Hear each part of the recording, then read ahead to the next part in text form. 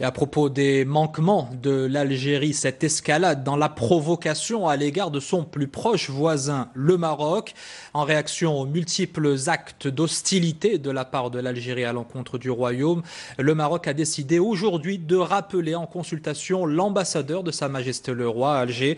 D'après un communiqué du ministère des Affaires étrangères, c'est également une réponse plus particulière au message adressé le 28 octobre dernier par le président algérien à une réunion hostile au Maroc à Abuja, dans la capitale nigériane.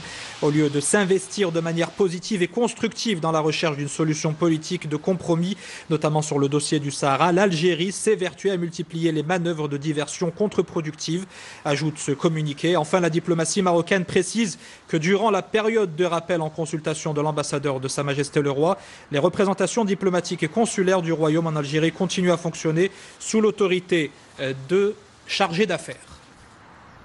Et l'indignation gagne également les rangs des ONG et du tissu associatif de la capitale. À l'appel de plusieurs de leurs membres, des centaines de personnes ont dénoncé les termes de la campagne politique et médiatique de dénigrement et de provocation de la part de l'Algérie à l'encontre du Royaume à travers un sit-in qui s'est tenu devant l'ambassade d'Algérie à Rabat. Reportage Ala Delhmini, commentaire Nadia Hamouchi.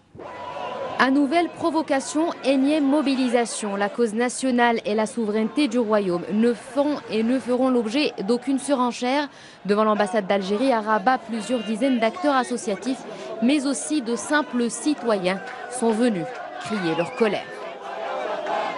Ce sitting est organisé pour dénoncer la politique algérienne qui vise la déstabilisation de notre pays.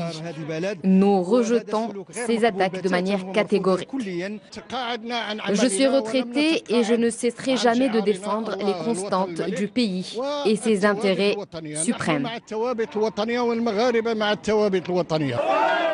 Le message du président algérien n'est autre qu'une nouvelle provocation sur fond de soutien au front séparatiste. Pour ces manifestants, c'est surtout une nouvelle atteinte aux intérêts et à la souveraineté du Royaume sur ces régions. Je suis un citoyen marocain et je viens dénoncer devant l'ambassade algérienne ces campagnes de dénigrement. Personne n'a le droit de porter atteinte à notre intégrité territoriale. Les voix s'élèvent également aujourd'hui pour dénoncer l'instrumentalisation de la question des droits de l'homme par un pays qui accueille sur son territoire des dizaines de milliers de personnes séquestrées dans les camps de Tindouf et dont les droits les plus élémentaires sont violés chaque jour, loin des regards.